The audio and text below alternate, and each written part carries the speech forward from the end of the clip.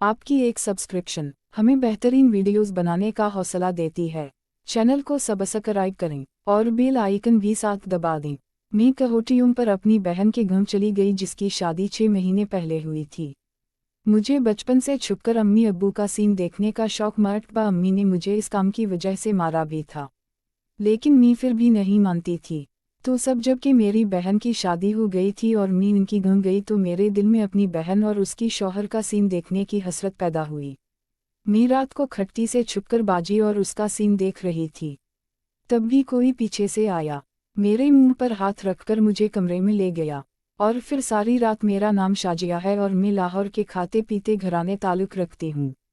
मेरी उम्र उस वक्त 6 साल की है और यह वाक़या जो मैं आपके सामने पेश कर रही हूँ यह 2 साल पहले का है, जब मैं बीए कर रही थी। बचपन से कम अब्बू के सीन देखती थी और उसी वक्त से कुछ गंदी आदतें मेरे अंदर आ चुकी थी। जबकि मेरी बड़ी बहन बहुत शरीफ और समझदार थी। उसका नाम नाजिया है। उसकी उम्र मुझसे 3 साल ज़्यादा है। उसकी शादी 6 महीने पहले ज़मींदार घराने के एक लड़की से हुई जो गांव में अपनी ज़मीनों पर खेती बाड़ी की निगरानी करते हैं। शादी के 2 माह पहले मेरी बहन नाजिया महके आई तो उसने मुझे कहा मैं गर्मियों की छुट्टी हूँ उसके यहाँ गाँव, जिसकी मैंने खुशखुशी पढ़ ली क्योंकि मुझे तक नहीं जोड़े का सीन देखने को मिलना था। अब मैं गर्मियों की छुट्टियों का इंतजार करने लगी और जैसे ही गर्मियों की छुट्टियाँ हुई तो मैं उनके घर चली गई। जब उनके घर पहुंची तो दोपहर का वक्त था और सख्त गर्मी थी। घर पहुंचती मैंने नहाकर कपड़े तब्दील किए, उसके बाद खाना खाया। बीना भी फारूक भी खाने के वक्त घर आ गए और उन्होंने लंच हमारे साथ में ही किया। थोड़े घर के बाद वह दोबारा खेतों को चले गए। अब मैं अपनी बाजी की घर के बारे में बता दूं। यह घर नहीं बल्कि एक महल था जो घर से ज़रा हटकर खेतों में बनाया गया था। डबल स्टोरेज घर को देखकर हंगे होती थी कि गांव में भी ऐसे घर बन सकते हैं। मेरी बाजी ने मुझे रहने के लिए अपने साथ वाला कमरा दिया, जिसके साथ एक और कमरा था जिसमें उनका देवर अयूब रहता था जो उम्र में मुझसे 2 ही साल बड़ा था और पंजाब यूनिवर्सिटी में पढ़ता था और छुट्टियां गुजारने यहाँ आया हुआ था।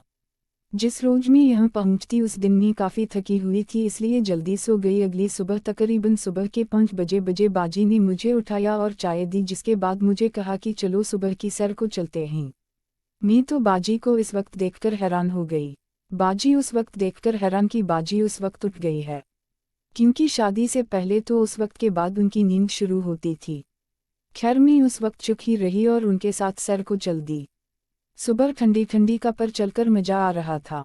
10 हर मिनट की वाक के बाद बाजी कहने लगी कि चलो वापस चलते हैं, मगर मैंने उसे कहा कि आप चले, मैं यहाँ जाती हूँ।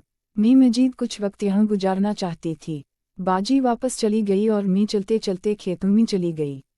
एक जगह मेरी नज़र पड़ी तो मैं टटक कर रह गई। मैंने देखा वह में ऐसे ही नहा रहा था। मैं डाका की ओट में गई और उसे देखने लगी। मैं अपनी ज़िंदगी में पहली बार किसी मर्द को इस हालत में देखा था। मुझे शर्म भी महसूस हो रही थी, लेकिन मैं खड़ी रही, वह जगह का मौजूदगी से बेखबर नहा रहा था। उसने पानी में डुबकी लगाया और फिर बाहर निकलकर खड़ा हो गया। मैंने ठीक से जैसे उसको देखा मेरी मुंह से आवाज़ निकली। उससे पहले कि मैं तस्वीरों में इस तरह की चीज़ों को देखा, लेकिन अपनी आंखें की लाइफ में मैं पहली बार यह सब नज़ारे कर रही थी। वो मेरी मौजूदगी से बेखबर अपने जिस्म पर साबित मनाई लगा और फिर पानी में डुबकी लगाकर बाहर निकलकर कपड़े पहन लिए। इसके बाद घर की तरफ चल दिया। मैं कुछ देर वहाँ रुकी और फिर मैं भी घर की तरफ चल पड़ी। इसको इस हालत में देखकर मैं काफ़ी परेशान हो चुकी थी। घर पहुंची तो बाजी ने नाश्ता लगा दिया। मैं टेबल पर आई तो युग भी आ गया और मेरे साथ वाली कुर्सी पर बैठ गया। मुझे इसे देखकर काफ़ी शर्म महसूस हो रही थी।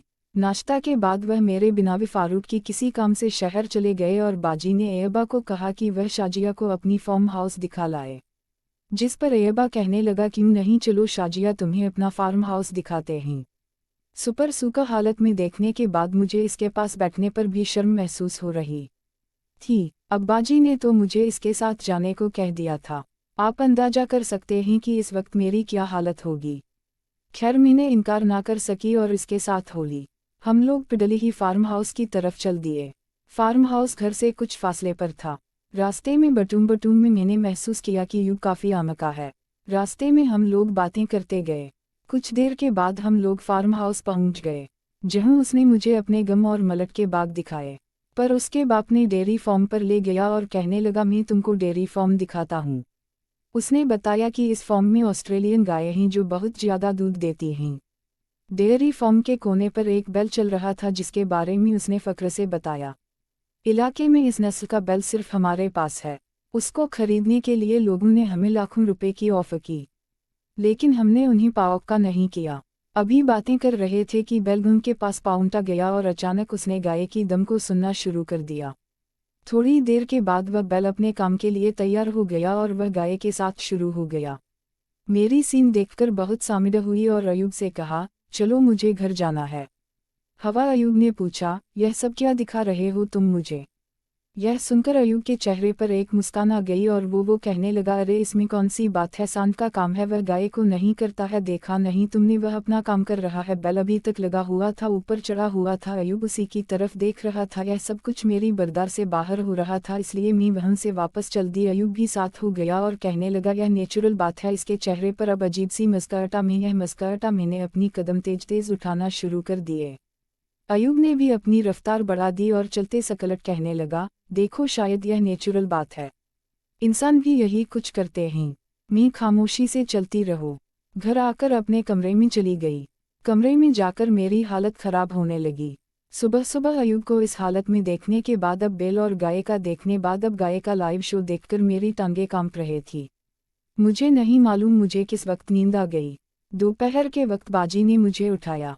मैंने दोपहर का खाना खाया और शाम को फारूक भाई भी आ गए। हम लोगों ने मिलकर खाना खाया। इस दौरान फारूक भाई कहने लगे, शाजिया यहाँ की जनी भी अजीब सी लगेगी। तुमको यहाँ लोग सुबह सुबह उठ जाते हैं, रात को जल्दी सो जाते हैं। खाने के बाद मैं अपने बाजी फारूक के भाई के साथ कमरे में चली गई, जबकि अयूब बाहर निकल गया।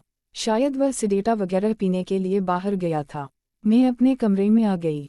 ज़ैनब सुबह वाले सारे सीन चल रहे थे, जिससे मुझे होशियारी आ रही थी। कुछ देर बिस्तर पर लट सोने की कोशिश की, लेकिन नैनी नहीं आई, जिस पर मैंने सोचा कि बाहर चल के ताज़ा हवा कुछ देर चल कदमी करती हूँ। यह सोच के मैं अपने कमरे से बाहर आ गई। करके चारों तरफ बारंडा था जिसमें तमाम बिली वैट में बारंडा में चल कदमी कर रही थी कि बाजी के कमरे की खिड़की के पास पहुंची। अंदर से कुछ आवाज़ें सुनाई थी, जिस पर मैं ताई के पास ही रोटी कमरे के अंदर नीले रंग का जीरो का बल्ब जल रहा था। मैंने देखा कि फारूक भाई बेड के पास खड़े हैं। उन्होंने धोती पहन रखी है, जबकि मेरी बाजी बेड के पर बैठी हुई है। उन्होंने शलवार कमीज पहनी हुई है। उन्हों हुई है। फारूक भाई ने बाजी का बाजू पकड़ फारूक भाई को उठाया और कहने लगे,